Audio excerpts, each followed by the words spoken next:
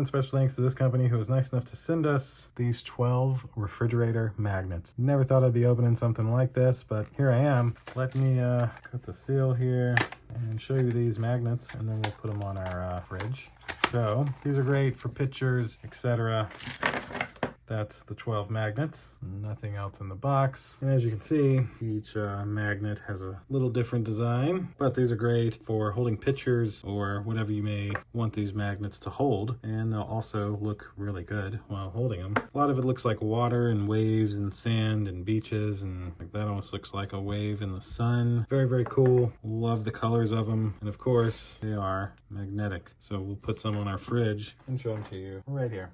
Now we've taken all of our little magnets and put them on our fridge so that they're able to hold up all of these nice pictures of us. Fancily stick to your magnetic fridge and can hold photos, recipes, any kind of important information or something that you may want stuck on your fridge with these 12 magnets. Thanks again to the company who was nice enough to send these to me. Thank you all for watching, and we'll see you in the next one. Deuces.